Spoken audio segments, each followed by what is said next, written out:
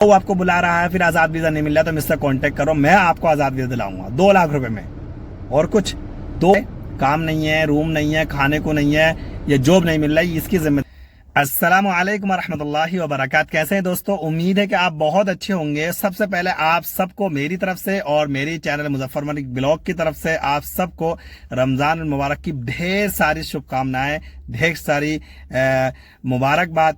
अल्लाह ताला हम सबको रोज़ा, नमाज, कुरान की तिलावत और तरावी जैसी बड़ी इबादत को हमें आसानी से करने की तौफीक अता फरमाए।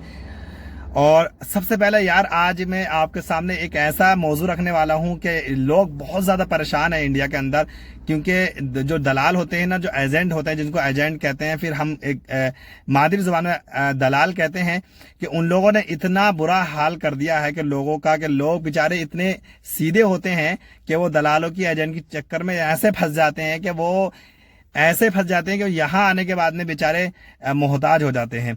मेरे पास में एक केस आया ऐसा, काफी लोग मेरे पास कमेंट कर रहे हैं। एक बंदा मेरा सब्सक्राइबर जो मुझसे कांटेक्ट किया, वो पहले से कर रहे थे, बट मैं यहाँ जब इंडिया से यहाँ आया तो वो मिलने के लिए मेरे पास आए। उनकी स्टोरी सुन के यार मैं परेशान हो गया। मेरे भाई, जितने लोग भी सऊदी अरब या गल्फ आने वाले हैं या सोच रहे हैं एजेंट के बारे में या दलाल के बारे में, या उनको पैसे दे रखे हैं, तो मैं आपको इस वीडियो के जरिए ये बताना चाह रहा हूं कितना फ्रॉड यहाँ पर चल रहा है। मैं ये नहीं कह रहा कि आप जिससे काम करा रहे हैं वो गलत होगा, या आप जिस ऑफिस से काम करा रहे हैं वो फ्रॉड है, लेकिन मैं कहानी सुना रहा हूं कि यहाँ पर ज्यादातर लोगों के साथ में ये हो रहा है।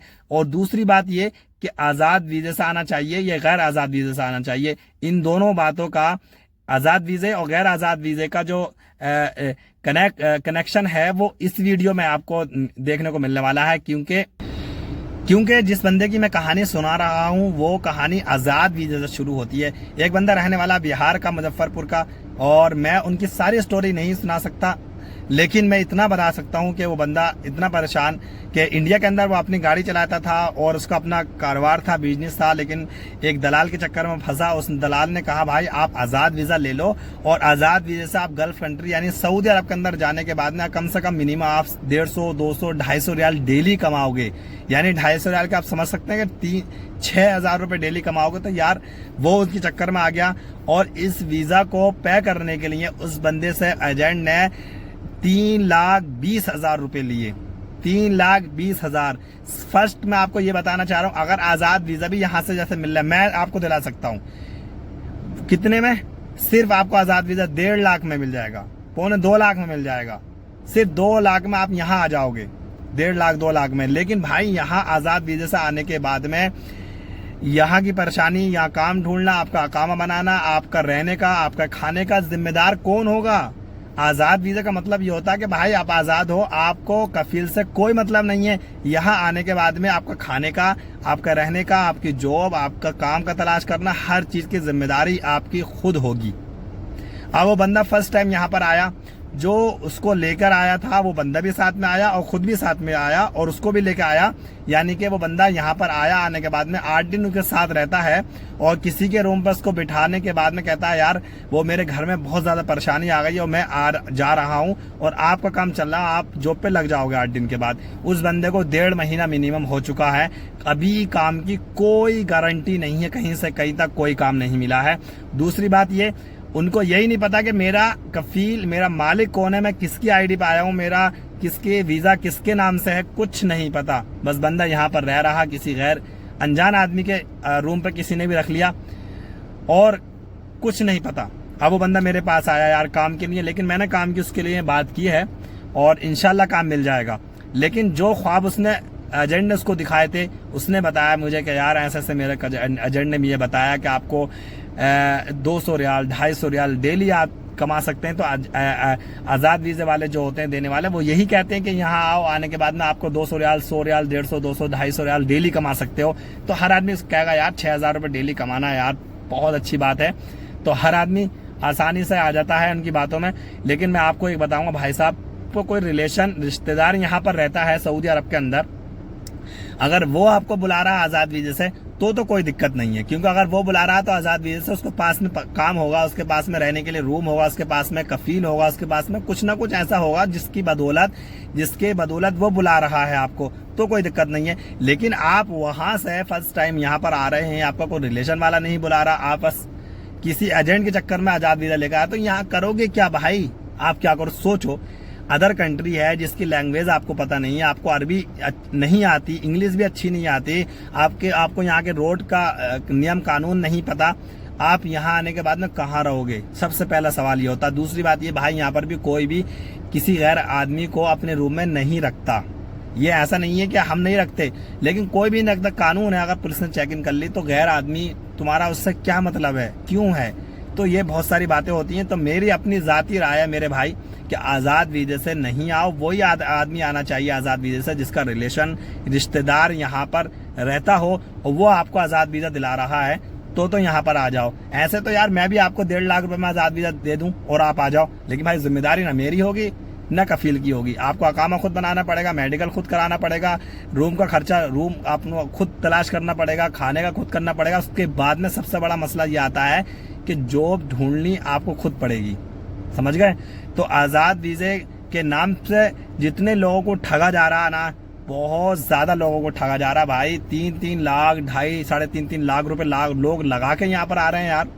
मैं तो सोच के परेशान हो गया कल कि यार 3-3.5 यानी 3,20,000 उसको दिए, 30,000 रुपये उसको खुद के भी खर्च हो गए होंगे।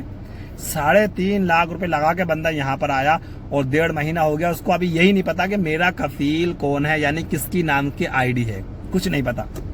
और मेडिकल तक नहीं हुआ अभी, समझ लो। मेडिकल होने के बाद ही अकामा यानी आईडी जो सऊदी की बनती है, नेशनल आईडी यहाँ की, वो आपका मेडिकल होगा, उसके कम से कम 15 दिन के बाद में वो आती है। अभी मेडिकल ही नहीं हुआ और उससे वो जो यहाँ से उसको छोड़ के भाग गया, वो ये कह रहा है आपका काम चल रहा है, आपकी जॉब लग जाए। भाई जॉब कहाँ से लगेगी? आप अभी अकामा ही नहीं बना, आईडी नहीं बनी है, प्रोसीजर जो यहाँ के नियम कानून है आपका वो ही पालन नहीं किया, तो काम कहाँ से लग जाएगा? कोई भी बंदा सऊदी अगर किसी गैर मुल्की को रखता है ना अपने घर पे काम करने के लिए, कहीं भी शॉप पे, शोरूम में, मॉल में, कहीं पर भी, तो यहाँ पर आईडी यानी अकामा होना बहुत जरूरी है। अकामा है तो ही काम मिलेगा, वरना नहीं मिलेगा यार। तो अब बताओ क्या करें? इतने लोग मैसेज कर रहे हैं, कॉल कर रहे हैं, भाई हमें आज़ाद वीज़ा दिला दो। भाई आज़ाद वीज़ा बहुत आसान है, मैं दिला देता हूँ, लेकिन जिम्मेदारी कौन लेगा आपकी? आप एयरपोर्ट पे आए, एयरपोर्ट से लेके कौन आएगा? कहाँ ठहरोगे, कहाँ रहोगे? ये सबसे बड़ा मसला है। तो आज़ाद वीज़ा मिलना कोई आसान नहीं है। आज़ाद वीज़े से आने के बाद यहाँ पर सेटल होना सबसे बड़ा मसला है। आपका कोई रिश्तेदार है ना, और वो आपको बुला रहा है, फिर आज़ाद वीज़ा नहीं मिल रहा, तो मुझसे कांटेक्ट करो, मैं आपको आज़ाद वीज़ा दिलाऊंगा 2 लाख रुपए में। और कुछ 2 लाख रुपए में आपको आज़ाद वीज़ा दिला दूंगा, आप आ जाओ यहाँ पर। लेकिन जिम्मेदारी भाई हमारी इस चीज़ की नहीं होगी कि सऊदी अरब के अंदर आप आए, काम नहीं है, रूम नहीं है, खाने को नहीं है, या जॉब नहीं मिल रही, इसकी जिम्मेदारी आप सब ले। तो आप सबसे मैं ये गुजारिश करना चाहता हूँ, जितने मेरे फॉलोवर हैं, सब्सक्राइबर हैं, आपसे गुजारिश ये है कि आप बहुत देखभाल के यहाँ पर आएँ। और ज़्यादातर अगर आपका कोई रिलेशन वाला नहीं है ना, तो आज़ाद वीज़ा आप बिल्कुल नहीं आए। फिर आप वहाँ प्रॉपर एक कफील और स्टाम्प पे वीज़ा लगा के आएँ, और ऐसे वीज़े पर जो आपका कफील हो, उसका नंबर हो, उसकी आईडी हो आपके पास में, तभी यहाँ पर आएँ, तभी आपको यहाँ पर समझ लो कामयाबी मिल सकती है। वरना यार यहाँ पर भी बहुत बुरा हाल है, क्योंकि अब काम बहुत है, काम इतना है नहीं और लोग ज़्यादा हो गए यहाँ पर। तो आपसे यही गुजारिश थी। आज रमज़ान का पहला दिन था, मैंने कहा दूसरा दिन मैंने कहा लोगों को ज़रा वो चीज़ें बता दूं जो परेशानी यहाँ पर लोगों को हो रही है।